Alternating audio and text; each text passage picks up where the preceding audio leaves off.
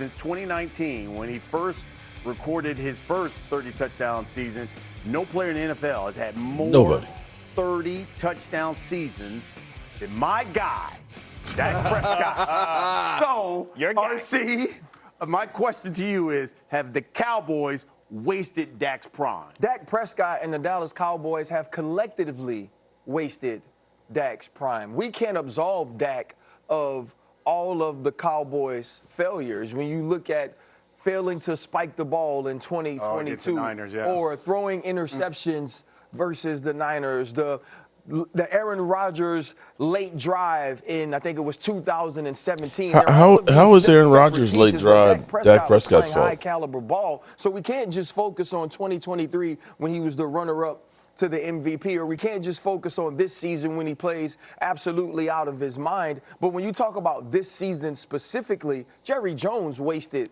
this season of Dak Prescott's career. Jerry Jones knew coming into the season that if he didn't have a decision made for Micah Parsons during the offseason, he was going to set this football team back. And then now with Matt Eberflus as the defensive coordinator, not giving him the pieces to be successful and not even attempting to until the trade deadline, that's on Jerry Jones. And so this isn't about an organizational failure. This isn't about a head coaching failure and Brian Schottenheimer, who did an excellent job. This is about Jerry Jones not preparing this team for the next step on the defensive side of the football when you know you have Dak Prescott and two of the best wide receivers in all of the world to help this offense be an A-plus offense. So we talked about this yesterday, and I have a list here, Brian, of what they need to do, but it starts by hiring Rex Ryan. We were at the Jets. The combination of Brian Schottenheimer and Rex Ryan. He will bring in stature. He will bring in credibility and moxie. Here we go. Prescott's cap number, it's way too high. They can fix that. You got to keep George Pickens, preferably on a long-term deal. Go get Trey Hendrickson. Don't screw around. First day of free agency, get the deal done. Guy is massively productive. He'll make Donovan Ezraku a lot better. This year. And then don't re-sign Javonte Williams, a player I like, but the value of not paying him, invest that money in the defense. Take this offense that has championship underpinnings, tweak it a little bit, bring in your boy Rex. Rex is the perfect complement for what they need. Honestly, and I love Rex. Rex would be the worst possible hire for the Dallas Cowboys. Why is that? Sucks the oxygen out the room. There is nowhere that Rex Ryan walks into now. We're not talking about Baltimore Ravens Rex Ryan. We're talking about the Rex Ryan who everywhere he goes gets to say, I went to 2 AFC championships with Mark Sanchez. The Rex Ryan who every time he speaks about a defensive coordinator or a head coach that can't do their job, he says they should have hired me. A Brian Schottenheimer who even Jerry Jones looked at and said to the rest of the world, I'm taking a chance, who has shown not only is he a great head coach, not only is he a great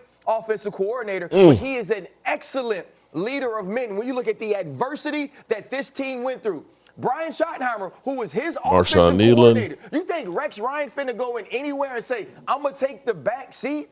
Hell no. Rex Ryan is not the hire for this team. Maybe for another one, but not for the Dallas Cowboys. See, you don't know the man. I mean, like we know him, like intimately. Rex would embrace helping Schottenheimer, who helped him, right? Paying it forward, paying it back. And that defense needs an attitude. It's not about the players. They got enough players to be dominant. They just need to be used the right way. They need an attitude. They need an identity. Listen, Rex, his father, once again with Dick, I know they didn't coexist for too long, but you can still man the defensive side of the ball without interfering and trying to over and outshine Brian Schottenheimer. I don't know about that. And they have the personalities that can work well with each other, in my opinion. Okay, so if you don't want Rex Ryan, a Rex Ryan type. A Wink Martindale is sitting out there. We were laughing on our production meeting because you thought that I had stole your Cliff Notes, you know what I'm saying? But I slept in yesterday with Chris Kringle, so I didn't see the show. You know what I mean? Yeah, look, first of all, I agree with what Bart said, but RC, let me push back on this. I think context is everything. I think Rex Ryan, the day he left Buffalo, wouldn't take a coordinator position. And something I share with him privately is if you want to be a head coach for the third time, which very few ever have, go dominate as a defensive coordinator again, so it's a half a step back for 5 steps forward. And I understand the personalities between Brian and Rex as well as anybody. They work beautiful together. I do think it would be complementary because Brian's now established as a head coach where he was a year ago, and you're right about that conversation with Jerry Jones. And if I'm Brian and I have an opportunity to get a free agent like Rex Ryan, like You talk about a force multiplier, a culture setter. I think it's definitely worth the risk. And listen, Jerry, in my opinion, did not ruin this. He got it right. He couldn't sign Michael Parsons because even with Michael Parsons, that defense was still porous and bottom of the league. So you had to Mark, get you can't have it both ways. Yeah. You just said the defense ain't terrible because of the players. Is they terrible because of the players? I said there you go. Players underneath Rex Ryan because he is a force multiplier. But Michael Parsons, they were horrible with Michael Parsons. They wouldn't stop nobody with or without. They horrible with He just had great plays. Well, we'll see what they do because they don't have a long. No Rex slander on my watch. What's up, good people? Mark Holmes here, and as always, I appreciate each and every one of you guys. It is that time of year, but before we get into it, let's remind you about my good buddies at Sleeper. Sleeper is the #1 fantasy sports app. It pays to know sports. Pick more or less on top players. Your first pick is on us, so start winning now. Play in Texas, Georgia, Minnesota, and 27 more states.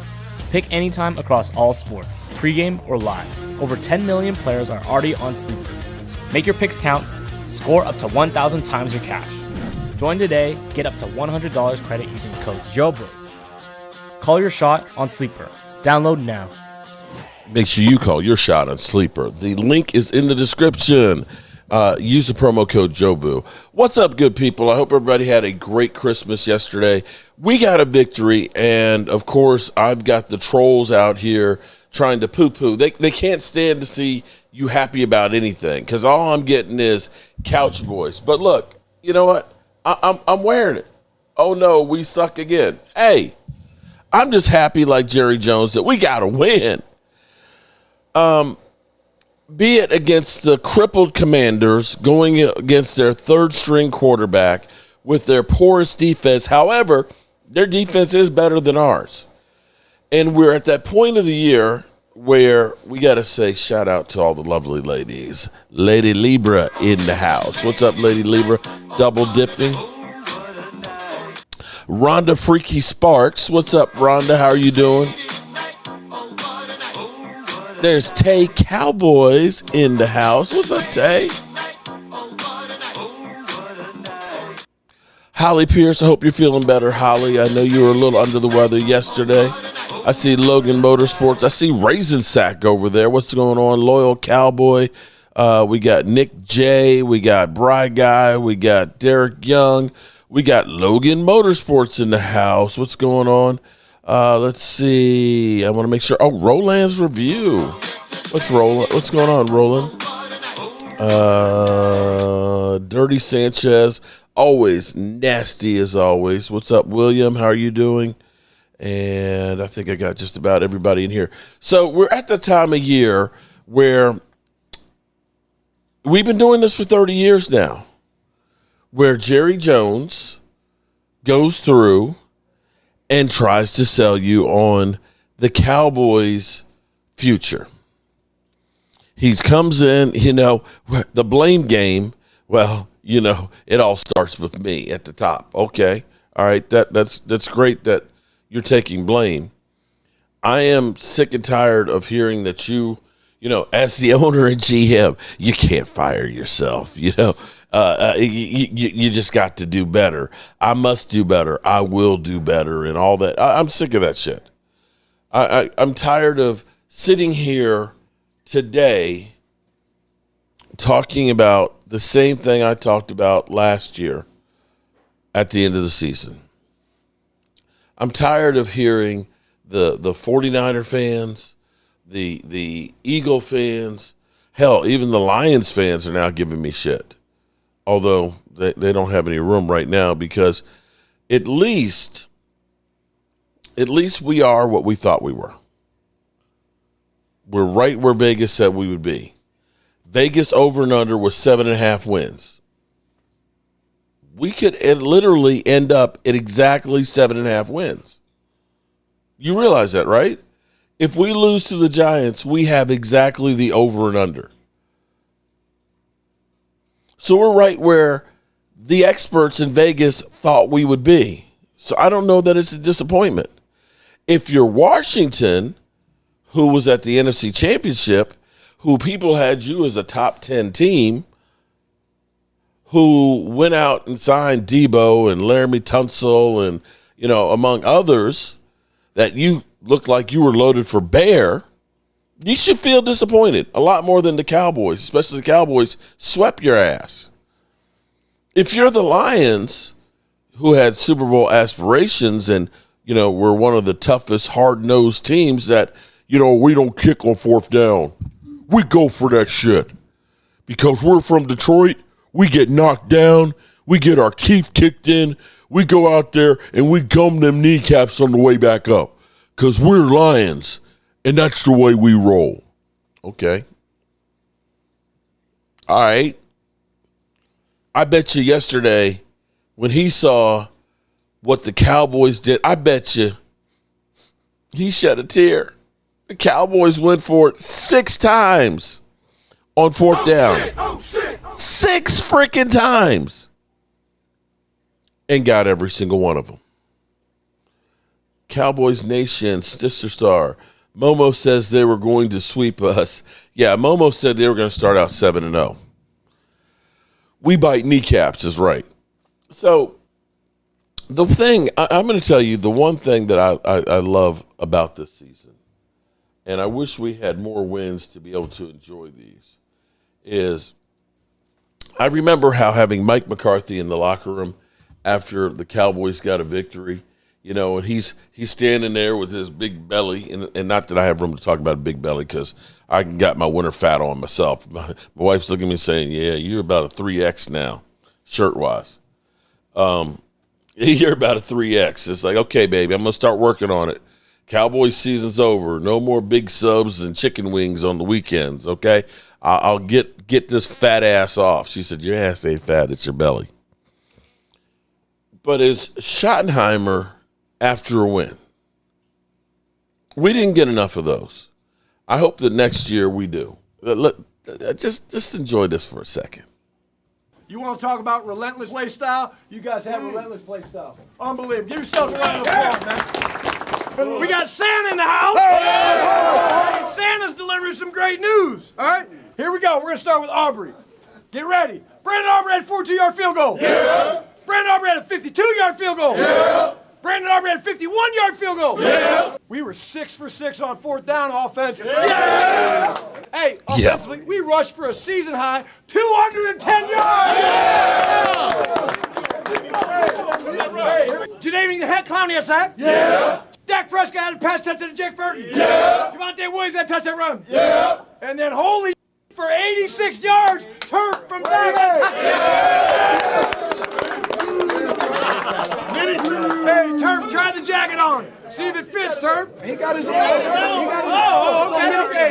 Okay.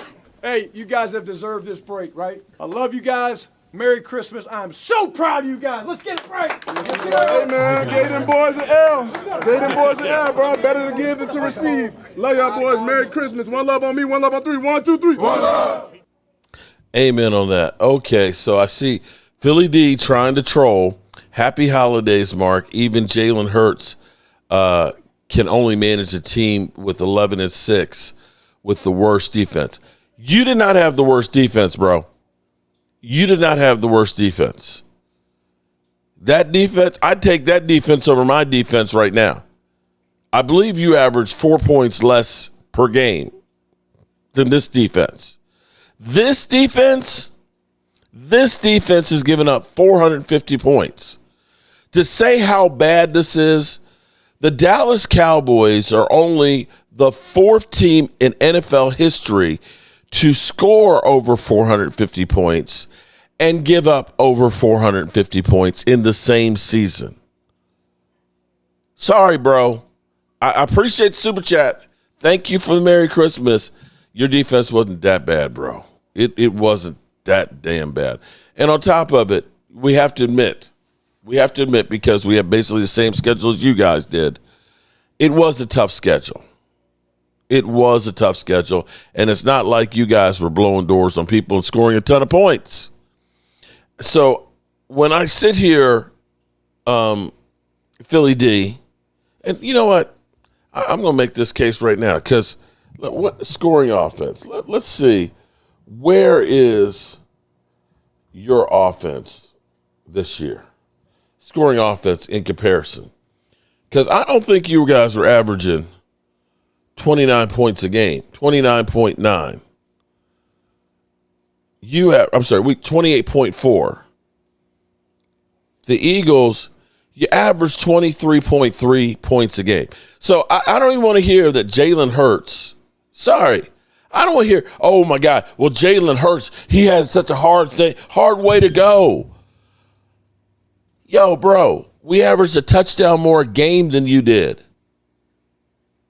Your defense won the games, more games done. If your defense was the Dallas Cowboys defense, you'd have 3 wins, bro. 3 wins. You've only scored 30-plus points all season 3 times. We had to overcome a defense that gave up 44 to the Lions. We had J.J. freaking McCarthy throw for 2 touchdown passes. We just had Josh freaking Johnson throw for 198 yards, bro. We had quarterbacks who literally may never see the field again looking like the greatest quarterback of all time. Is Russell Wilson still on the Giants team? That mother humper scored 37 points. 37 points on the Cowboys.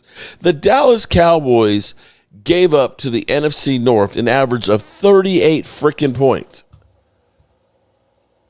The best games they had were giving up 34 to the NFC North. I don't want to hear that not even Jalen Hurts can overcome. Come on, bro. Come on. Why is it that Eagle fans and 49er fans, I'm sitting here trying to have my pity party with my fans, my friends, and all that, and Eagles that, you got playoffs, you're going to the playoffs, you got a game on Sunday, you got to come in here and mess up my Christmas holidays. Why is it? Mark forgot Logan Wilson. I think Logan Motorsports would do a better job than some of our defense. At this point, you know what? They might as well put me out there for Kenneth Murray. I'm being serious. Do y'all think that I would do worse than Kenneth Murray? I can miss the point of attack. I really can. I really can miss the point of attack like Kenneth Murray. It's all fun. Hurts couldn't overcome 2 Right, there you go. Jalen Hurts. You know what? You're right. Jalen Hurts can do things that Dak Prescott can't do. He sure can do 2 turnovers in 1 play. Mark, you know how Niner fans aren't that bad. Nick, you're not. Nick, I got some ones that email me. See, they don't show up on here in chat. They send me emails about how bad we are. Mark, we made Dan proud. Okay. I'm not playing for the Cowgirls. I see no championships and Super Bowl. Well, Logan, what's funny is there's a lot of people that actually do want to go to the Cowboys. Nikki, dude, you're a good man. Jeff Lee, my name is Jeff. What's going on, Jeff?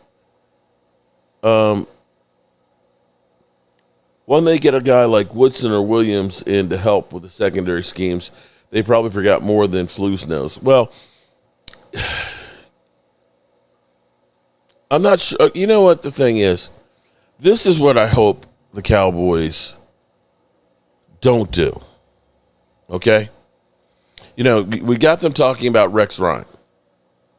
At least when I look at Rex Ryan, I can't, like they pointed out, he at least went to 2 AFC championship games and had a great defense with Mark Sanchez and Brian Schottenheimer. And this is where I'm kind of, when the idea of Rex Ryan, because Rex Ryan last year was kind of promoting himself to get called to get a head coaching job. He's itching to get back to coaching. He may like doing, the get-ups and things, but he really is itching to be a head coach again. And that brought up what Ryan Clark said about him. He wouldn't take a backseat to anybody because we know how Rob Ryan was. Rob Ryan literally out on the field getting, a personal foul for being out on the field and cussing out the officials and stuff like that, that they are guys that would take the oxygen out of the room. Janet, Miss Jackson, if you're nasty, Rogers. What's up, Janet? But at least, as opposed to failed head coaches, we can look and say he at least was somewhat successful. The last time the Jets did anything, it was with Rex Ryan as the coach.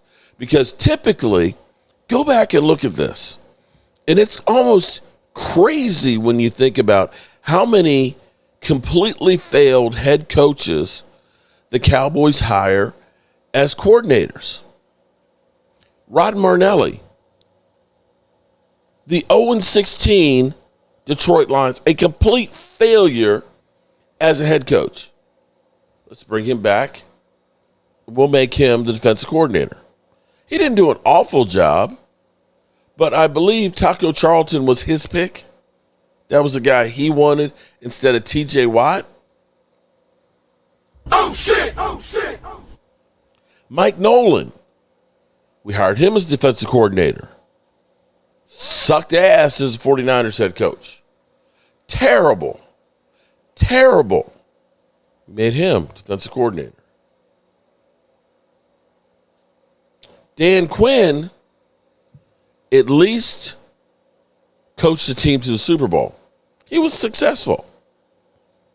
He got Atlanta, although they collapsed, but he at least got them there. So you say, okay, Dan Quinn, that was a good hire, but he had success of being a head coach. We hired Joe Phoeben, failed head coach at Miami. We decided to make him offensive line coach. Scott Linehan, another Lions failed head coach. We hired him as offensive coordinators. Bro, stop hiring failed head coaches to be your coordinators. Mike Zimmer, although Mike Zimmer wasn't here long enough to really be judged, he had some success. I think it would have been better for them to have kept Mike Zimmer, but they messed up because basically Mike Zimmer thought he was going to become the head coach after Mike McCarthy, and they decided, no, we're not going to do that. And that's where the well got poisoned there. I don't want a failed head coach as my defensive coordinator. I actually like the fact that we had Brian Schottenheimer here as a first-time head coach to get him, because he's hungry. He's looking at this, that this may be my only opportunity, my one shot, one opportunity to become a head coach, or if I do well and I want to leave Dallas, maybe I'll get a second chance. So I've got to make the most of this because that's the reality of it. And I would like to have somebody who's going to be hungry, who maybe has aspirations to be a head coach. Now, a lot of people have pointed towards Al Harris. Al Harris has done an incredible job as a DB coach. From what I hear, he's not wanting to be a defensive coordinator. Now, that may be, it's kind of like, when people ask you, are you going to run for president? Oh, no, I'm not running for president. Nobody wants to say, yeah, I'm looking for a DC job. No, you don't say that. You hope that somebody comes to you and they ask you for it. You don't want to say what you want to do.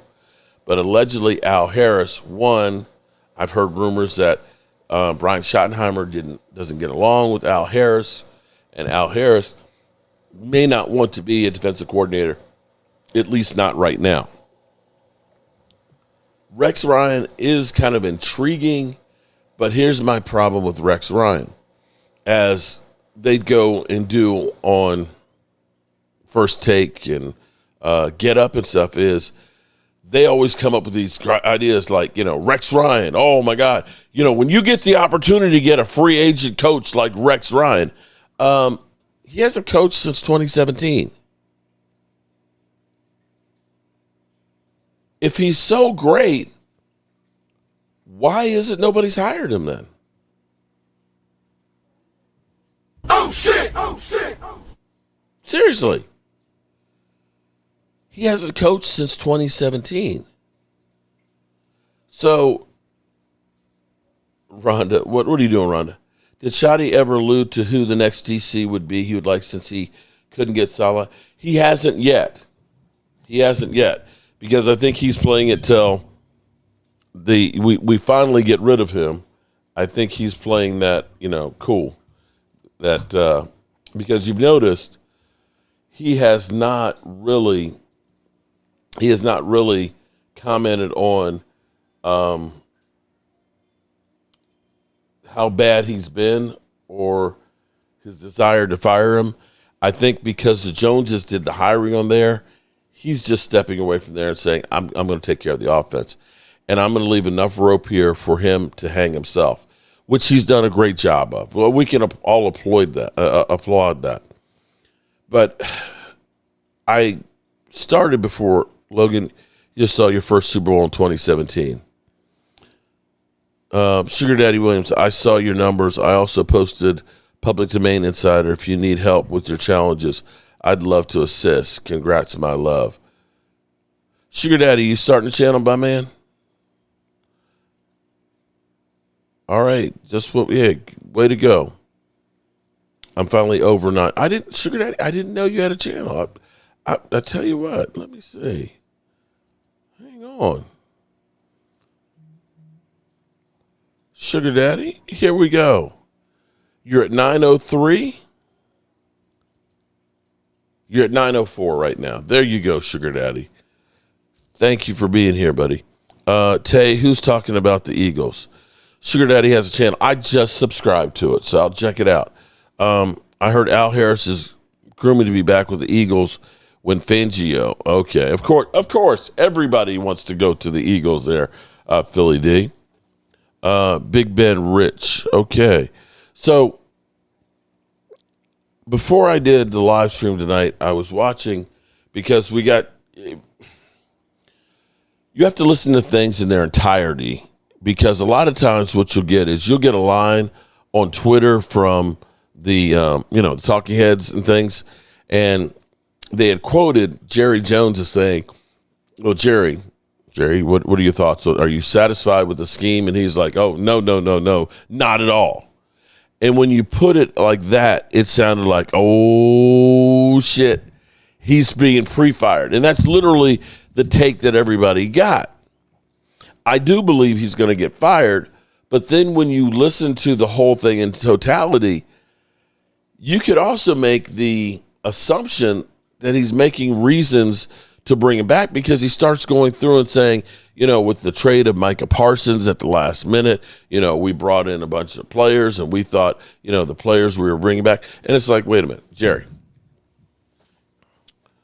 you have been doing this for all these years. There's a couple of things that you cannot count on, okay? But you constantly do. When have we had a person come back the first year from an ACL and they've played lights out? I'll wait. Because you ended up letting go Amari Cooper, Cedric Wilson, and your bet was, it's okay. We're going to have Michael Gallup back by the end of training camp to play. He ends up getting in game 4. We end up being shorthanded the first 3 games of wide receivers, but he still wasn't ready to come back then. He came back because the Cowboys are putting the pressure on, you just got a new contract, and I think it literally shortened his career. Terrence Steele, you paid him, and he's got an ACL issue. And he came back, and again, he was not ready. But you counted on him to be ready. This year, you end up letting Micah Parsons go, oh, we got Sam Williams, knowing that last year in training camp he tore his ACL, and he's coming back this year from an ACL. It takes a full year after that to really get back to being yourself. Look at Javonte Williams. He tore his knee up 3 years ago, and it looked like he was on his way out, and that's the only reason why the Cowboys signed him. Let's be clear here. The only reason why the Cowboys signed Javonte Williams was he was cheap and nobody else really wanted him because they looked at it and said, he tore his ACL and he hasn't been the same guy. It just so happened that he's several years past the ACL and he finally got back in shape. They got lucky on that. But they didn't sign him thinking, oh, my God, he's going to get, 1,200 yards. They thought Miles Sanders was actually going to be the lead back. That's the reality of it. But the Cowboys constantly rely on, like, fantasy football of running an organization. Jerry Jones literally thought, well, I got Logan Wilson, who didn't even play yesterday. I got, Quentin Williams in the middle of the season, so I'll plug him in with Logan Wilson, and we'll go from the worst defense to actually saving the season. Bro, that's fantasy football. That is, Pat Mahomes just broke his leg, so I'm going to go ahead and put Dak on my roster. And now all of a sudden Dak's production's there. That's not how it works in the real game. You can't sit here and say, well, we're just going to grab a guy and we're going to put – see, take Clowney. Give you a perfect example. Clowney this year, you ended up signing him after training camp was over. He's had no off-season work with anybody. He's not in shape. He hasn't practiced in your system. He doesn't even know the people's names by week 1. Now, you look at where he is now. Yesterday, 1.5 sacks. He's got 5.5 sacks. I believe he's tied for first on our sacks. What if you had brought in Clowney during OTAs and he had all offseason to learn your system? He had all offseason to work with your training staff and get in shape. And maybe he would have hit the ground running to start the season instead of 5.5 sacks. Maybe he's got 8.5 sacks because he's in better shape. Yesterday, in 16 snaps, he had 5 pressures, 1.5 sacks, and 2 tackles for loss. Bro. But you hamstrung his production by doing that. We did the same thing. God, who was that the year before? We did the exact same thing. Let me pull it up because I got to remember because it's gonna drive me crazy.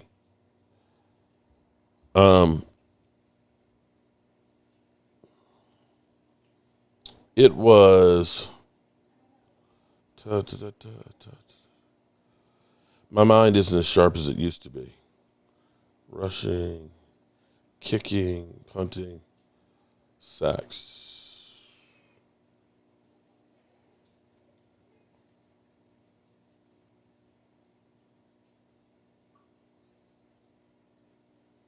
Carl Lawson. We did the same thing with Carl Lawson last year. We signed him after training camp. He wasn't in shape. He didn't do jack the first 3-4 games, but he ended up with 5 sacks by the end of the year, mostly in the second half of the season because it took him time to get in shape. Philly D, Mark, I have not heard from I Love Weed. I hope he's okay. I really hope he's okay, but I have not. How do you feel about CD not making the Pro Bowl? Well, Nick, I have to say that that's really the correct thing because he's not one. I think he'll eventually be on the Pro Bowl list because that's just the first wave, and you're going to have teams that are going to the Super Bowl, which their players aren't going to be able to go. You're going to have people that are injured that aren't going to go, so then they're going to continue to go. Because what happens nowadays, it's not like when it used to be in Hawaii and everybody would go because they'd want a free trip to Hawaii if the season was over to hang out. You're going to end up going 4, 5, 6 deep at some positions. That's how Biotish got to be a Pro Bowl center one year because it was like 6 guys decided, I ain't going. We got to get somebody. Hey, Biotish, how about that? But I hate to say this, but here's the thing. We get shaded with our players and always say they should be Pro Bowlers. When you look at the Green Bay Packers, the only Pro Bowler they have is Micah Parsons.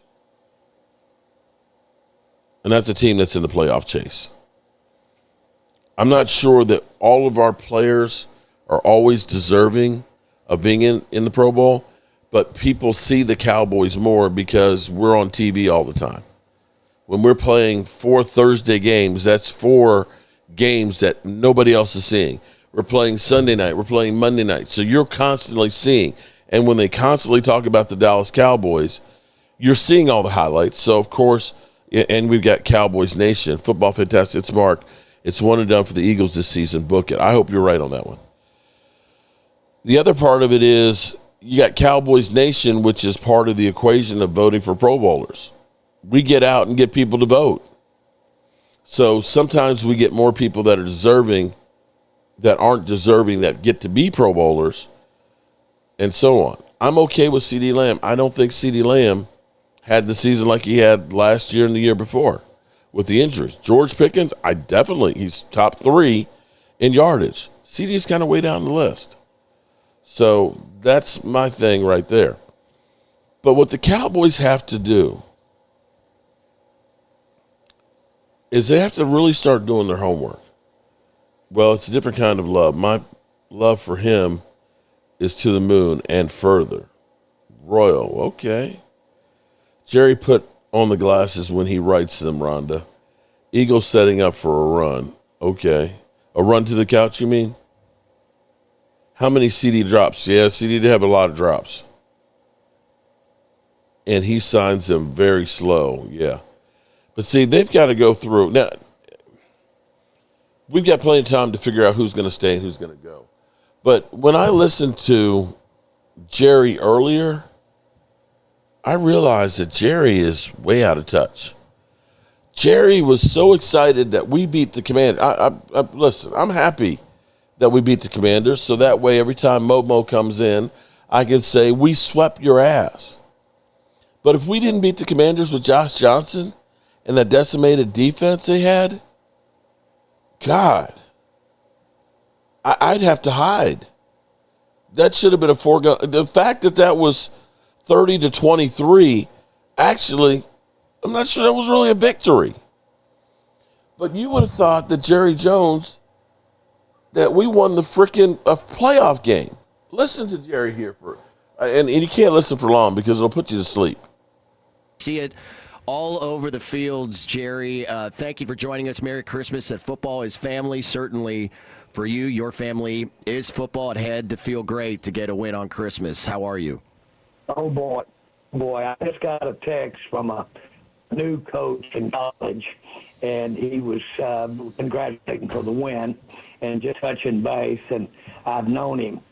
I told him that after all the game, a win. You're breaking up, Jerry. A win is special. A win is special. Over the Commanders that are limping in? I don't want to compromise anything for a win. I don't have that many more chances probably in my career to get a win. A win is special. I've noticed debate about whether to play certain players in the game yesterday or the game this 10 days from now. But it's so important to understand when you're involved what it means to put a win there that'll always be with you. Now, losses hurt, and, of course, that's the other side of the coin. But it's great to win.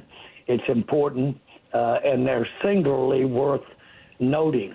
I can remember wins and games, remember losses as well, of the Cowboys for extending back the full 35 years, but I can remember quarters, I can remember plays and games that I was involved in when I was in college. Winning is important.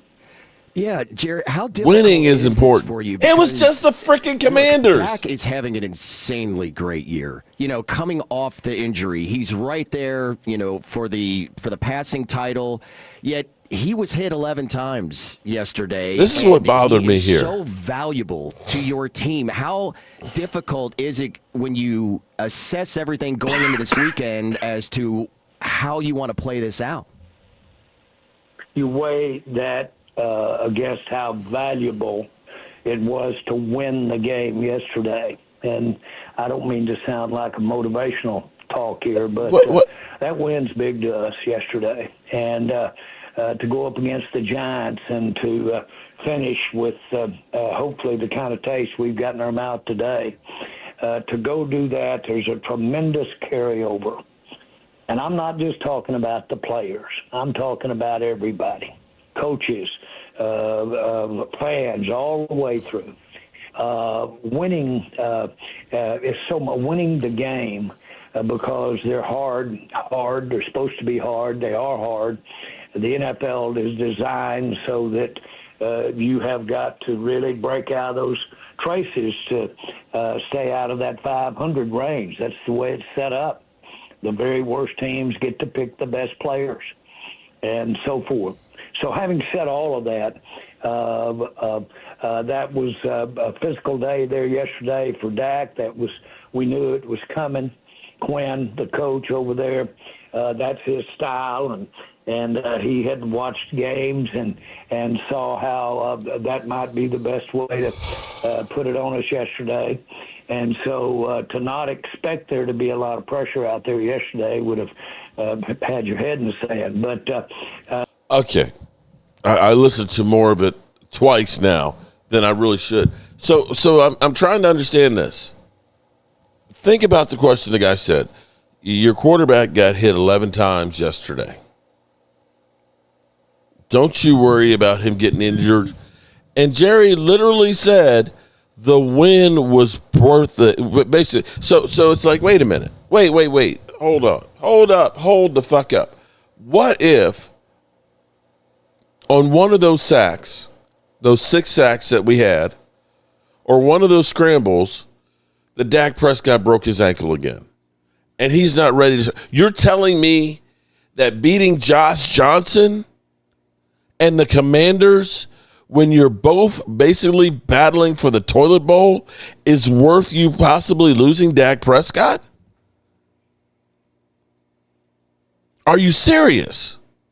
That win, as giddy as he was about beating the Commander, what the hell? We ain't going to the playoffs the second year in a row, and you're sitting here happy about beating Josh Johnson and the Commanders? Bro. What I'm beginning to think, I'm going to give you a little window in my soul here, okay? I am 60. I am 60, and I do repeat myself a lot. You guys have probably, my kids will roll their eyes like, okay, we've heard this like 50 million times. I can't see you guys roll your eyes when you hear me talk about, tearing my ACL. Can't find my keys. Don't know where I put my wallet. Can't remember what I did yesterday, but I can remember that shit from the past there. And I'm only 60. I can't imagine what I'm going to be like in another 24 years. Because that's where Jerry is now. Jerry ain't got it up there. I can remember every game back then. I can remember you can remember because that's the thing. Your memory from the past, way in the past, you remember that shit. You don't remember the shit that just happened. Your short-term memory's not there. Like when the Lions came in and put 44 points on your ass. You don't remember that. Not at all. Don't remember that. You don't remember that Jacoby Brissett kicked your teeth in on that defense. You don't remember that shit.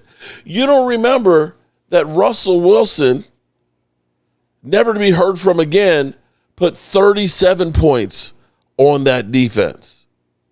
You don't remember that 9 J.J. freaking McCarthy, who's got 11 TD passes and 12 interceptions, that 2 of his touchdown passes came against the Dallas Cowboys in a victory.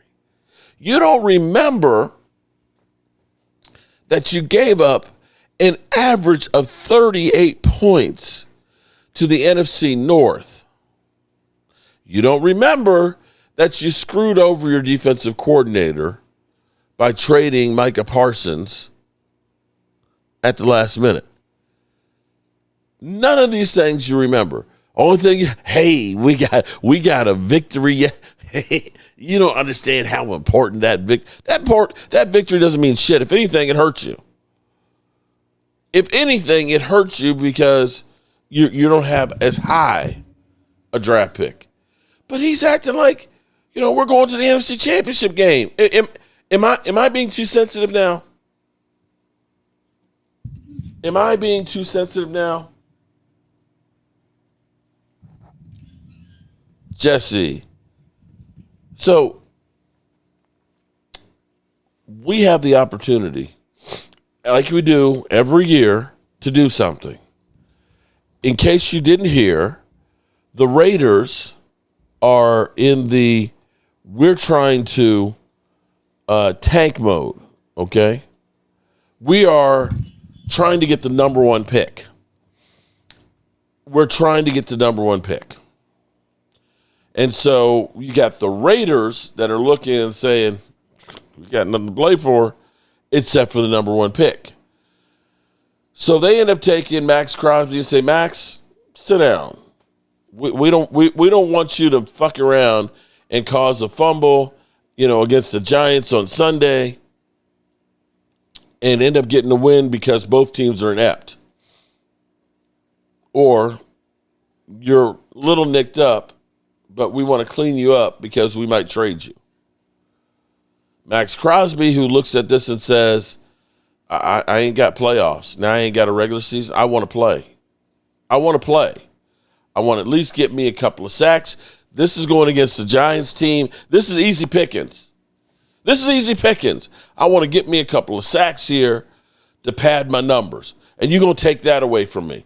So he basically says, fuck y'all, and leaves the building. And so now the speculation is, don't be surprised if the Raiders try and trade him. Now, we always get excited because we always are linked to every player out there that is a top-tier talent. Oh, the Cowboys are predicted to get Max Crosby. The Cowboys should have interest in Max Crosby. We're starting early. We're starting real early right now. We're starting real early. But and Cowboy writers are saying, if you ended up getting Kenny Clark, Quentin Williams, and Max Crosby for Micah Parsons, then yeah, that's a great move. And it would be. But they're starting the hype train for us to be disappointed. But then they'll link and say, well, the Cowboys and the Raiders have made a lot of trades before in the past that Al Davis and Jerry Jones, they're like twins. And birds of a feather flock together. And the Raiders have made some major trades before. They traded like Khalil Mack. They traded Amari Cooper to us. So you could possibly link those things together, but I don't think it's going to happen. I would say what might be more likely to happen, because this would be more of a Cowboys move, is you would go try and get Trey Henderson. At least with Trey Henderson, you're not going to have to give up a couple of number ones. Although Trey Henderson was injured quite a bit this year, but that may have been the big FU to Cincinnati that I'm not going to go ahead and sacrifice my body because I know I'm out of here. But the Cowboys are going to have to do something bold and something big this offseason. And hey, Cowboys, you are 100% right. Terrence Steele has become ass. There's no ifs, ands, or buts about it. Now, for those out there who we ended up moving Tyler Smith to left tackle, which he was better than, of course, Big Nate. But TJ Bass, you kind of got soft there in the middle. So you're going to need some help on the offensive line. And I'm not sure that Tyler Guyton is going to be viable. He may be Mozzie a little bit better, but his injuries, this ain't good. This is not good for your first-round draft pick from the year before. We fans are cautiously optimistic. But, hey, here we're all going out anyway. I will say this much. From 2 years ago, after the elation of Jerry Jones saying, we're going, Mr. Jones, what do you say to the fans about going all in? We're going all in. We're going all in. And you knew we were screwed. Randy McIntyre, please don't play Dak Prescott and the starters next week. I mean, it means absolutely. But you heard Jerry Jones. You know how much that win means going into the offseason and we play the Giants. Okay. Oh, and the Giants, mind you, the Giants don't want to win either because what they did was their left tackle, their all-pro Andrew Thomas, they said, you can sit your ass down against the Raiders. So both of them are jockeying, trying to say, we want to lose. I don't want to win like Jerry. We want to lose because we want better draft position. Raiders say, Max Crosby, sit your ass down. He's pissed off. He leaves. Giants say, Andrew Thomas, sit your ass down because we want to lose. Both teams want to lose. We might be looking at the ugliest game of all time. We might literally see the teams snap the ball and the quarterback just sets it on the ground and walks away from it because he wants the other team to get the ball. It could come to that. We might see players run for the opposite end zone with the football, trying to score for the other team. Neither of those teams want to win.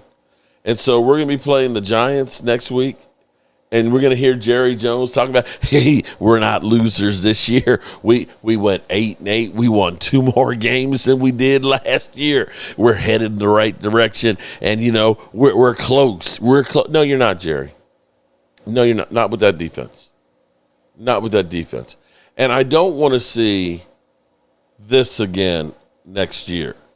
Jerry, what do you guys need to do differently to support Brian and to end the 29-year drought that you guys have between going to a Super Bowl? Well, I think we, you always have to evaluate, where it didn't go right last year. And obviously we're also evaluating where it didn't go right, in terms of, this drought that people say we're in terms of a championship game or a Super Bowl. And, we just have to continue to make this roster better. It'll certainly be something that Jerry, myself, Will and his staff, and now Coach Shoddy and his staff, we'll sit down and take a look and see what we have to do better. So-called drought. Come on, man.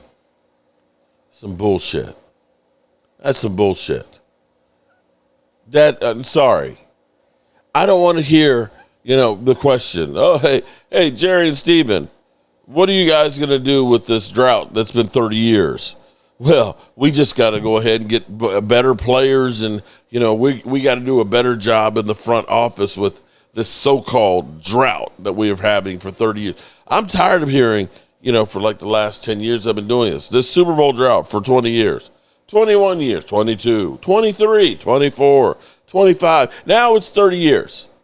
Half of my freaking life, people, half of my freaking life I've been waiting. My kids were babies. I was on my first marriage. I worked for a developer. So many things have happened in that time. 30 years, and y'all are still dicking around.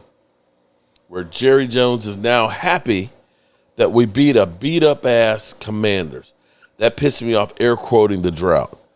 So, I said last year that the Cowboys had to do something big to win fans back.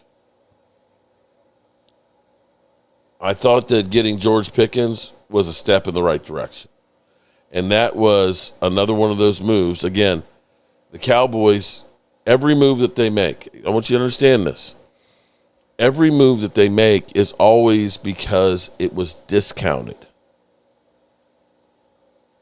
They went for George Pickens with a third-round pick because he was considered damaged goods. That's the only reason why they got him. They didn't go out for somebody that they knew. They didn't go for DK Metcalf because, DK was healthy and coming off great numbers, and it would have cost too much. They got George Pickens. Don't get me wrong. I am happy as shit with George Pickens. But I'm saying their philosophy. Javonte Williams, they signed him because he was basically dirt cheap coming off damaged years. They signed Terrence Steele, Michael Gallups, those guys to contracts because they're injured and we can get a better price for them. We draft players in the second round that have a problem, be it an attitude problem, be it a drug problem, be it an injury problem, because we think that we might get a first-round pick talent that's fallen in the second round because of whatever the reason was. We hire coaches that were failed head coaches because we think that we're going to get experience, great experience, because they were head coach cheap as a coordinator. But what you have to understand is this. I sent that gift to several people today. Mark, remember when they had players with off-field stuff, couldn't stay off the weed? Greg Hardy, I lived through those times. Right. Those were all moves that we're getting a player who's got skills cheaper because there's a problem with them. That's Pac-Man Jones, purely. That's the Tristan Hills. That's the Boss Man Fats. That's the Randy Gregorys. And all of those things have blown up in their face. They've never panned out, and it's left you with a void in talent. So I need to see them actually do some primo work. They can't just go, Jesse, Mark, we taken an L and have spoken. Sofa ready for the birds. All right, I hear you. I hear you talking, Jess. Watch the Cowboys fuck around and lose that.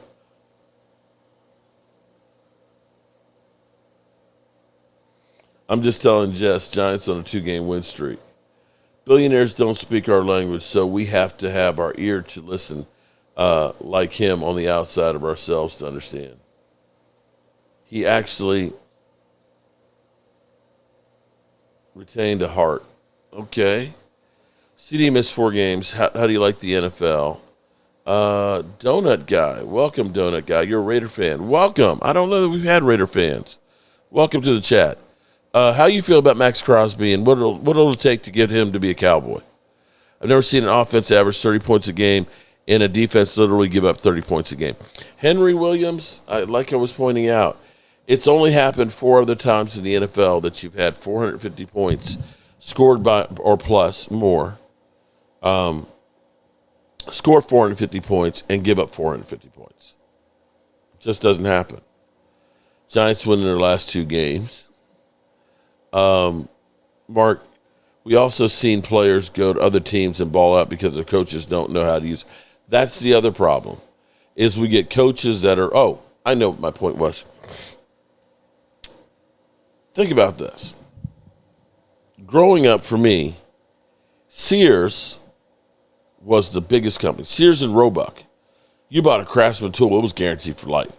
They frickin' made Sears kit homes that they would deliver by rail and had every piece that you needed to build a whole frickin' house. Sears was the biggest company in the world until it wasn't. Growing up, there was the Kmart. Kmart with their blue light specials. They were Walmart, before there was a Waltons who had a damn Walmart. They were a big company. Both of them became ass. And you know what they tried to do? They said, hey, Sears, you're going bankrupt. Hey, Kmart, you're going bankrupt. Hey, let's join together and we'll be better together. What you got was 2 bankrupt companies that nobody goes to see becoming 1 bankrupt company that nobody goes shopping at. It doesn't matter what you used to be. What are you now? Are you relevant? Can you perform? Do people care? And that's the problem with the Cowboys. They're Sears and they're Kmart as far as putting people together. We've gone through and we've literally made a coaching roster of failed head coaches and figure all of these losers together will make one big winner. No, it'll just make one big loser. We have to get out of that mentality to do everything. So, with that being said, I know how all of y'all feel, because this is how I feel.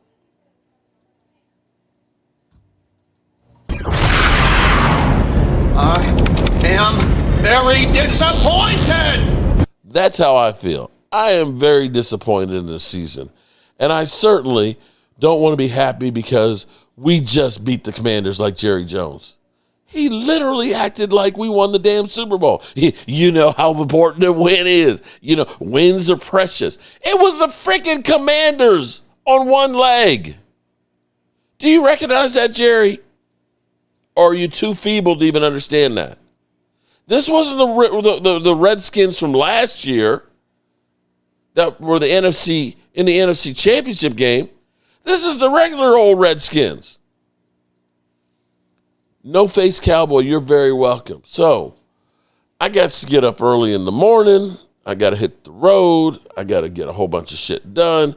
And I got to get back in time for the evening game. So, as always, I appreciate each and every one of you guys and you ladies. Shout out to the Raider fan that's in the house. I got to show love to the Eagle fans that are in here that are super chatting me just to trash me. And I have to go ahead and say hello to the Bang Bang Niner Gang people. And as always, I appreciate you guys. But it's time to turn out the lights because my old ass, it's past the bedtime. Peace out. Turn out the lights. The party's over.